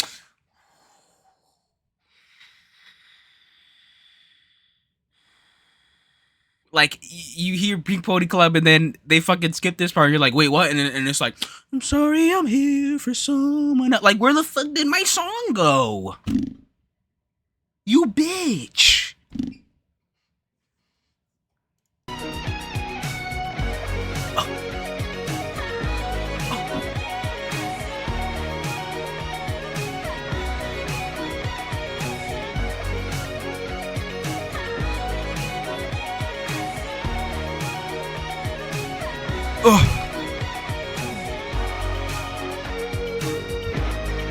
Alright, I'm tired. I'm out of shape. Fuck.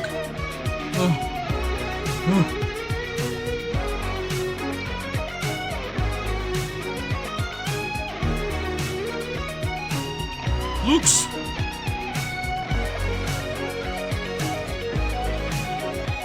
My cramp. How long is this going for?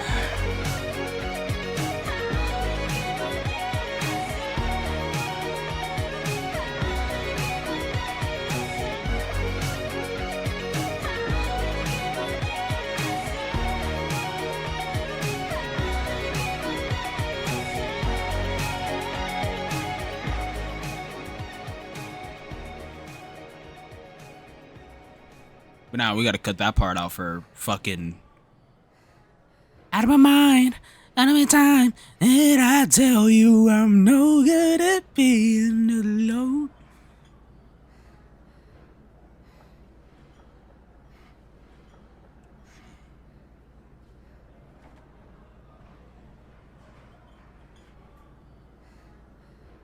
How are you gonna make it right, Sean? Sean? Sean?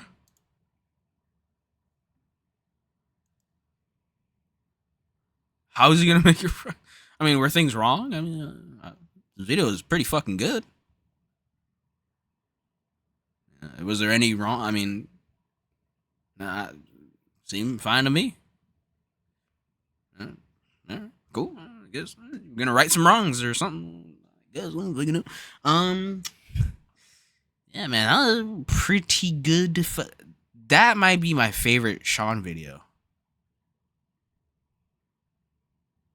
Like, and not even for like the song selection. I just loved how he talked about the songs. The thing with Sean is like, he will present you. He can present you the most bullshit song ever. Like, I'm sorry, but okay, spoiler, by the way. I'm seeing fucking Bam Bam. Was that his number one for 2023? I was like, what the fuck are we doing? I was so confused. And then he started to explain more and more, and I was like, okay, I got it. And I think Sean, the thing with Sean is he puts a lot of emotion into like his picks and stuff. And I think that is what grips me into fully understanding a pick. You know what I'm saying?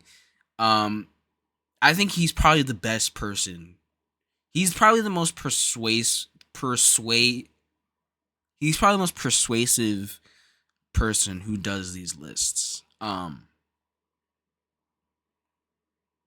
Yeah.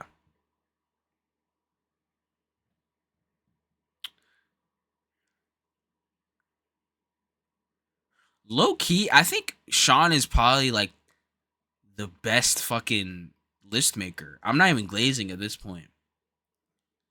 Because when I really think about it, like, the best editing, the best, like, explanations of music.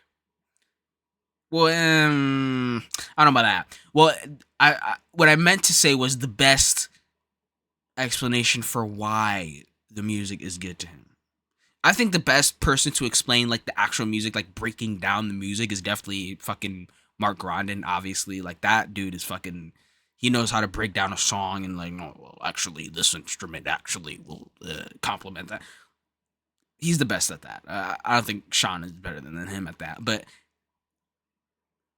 it doesn't matter. That doesn't matter though, because with Sean, he's able to make you like Mark Grondin. Mark Grondin it helps you understand a song using more of like the structure of it and why it works because of how it was made. But Sean will persuade you to understand a song more because of the emotion of the song and the background of the song. You guys get what I'm saying? And I think that's probably why I like his list more. That's why I probably like his list the most out of anybody else's. Yeah.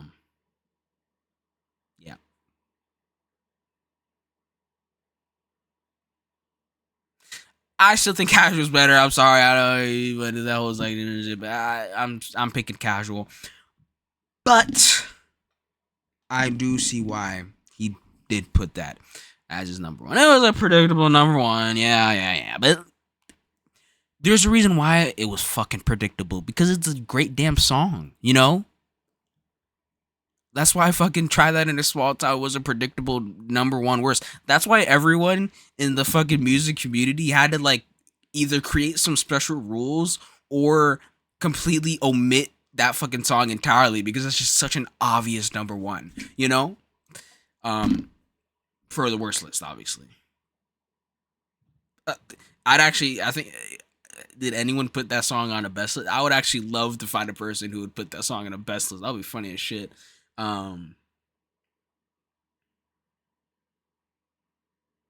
Yeah, man. Go subscribe to Sean. Go support him on Patreon. Thank you for watching this video. I enjoyed this. I hope you did too. When am I gonna end the video? I don't know.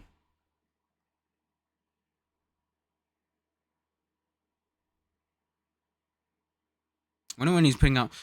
You know what I'm waiting for? I'm waiting for that fucking video he was teasing. Like, it was like hits of like top 10 hits of every week or something. I forgot what it was or something. It was like a 7-hour video. Should I react to that? That would be really funny. Just me reacting to a 7-hour video. Could I do it? I'm not even sure if I could do it. That would be a challenge though. Like Crow's video with the fucking rank in the 2010s, that was a challenge, but it was fun. It was a fun challenge, even though I did get a little bit tired at the end. I don't know how long I could last for a fucking 7-hour video. Fun fact, I was actually going to react to the every top 10 hit ever, I think, or every number one hit. I think it was every number one hit or every number one album. And that video is like, I think 3 hours or 4 hours or something like that.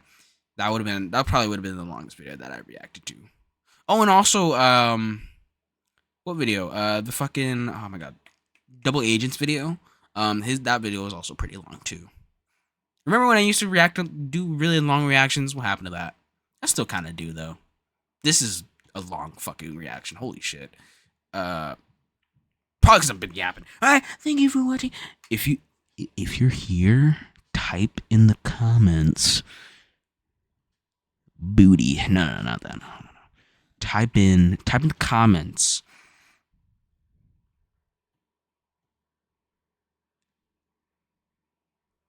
I don't know, type whatever. I don't give a fuck.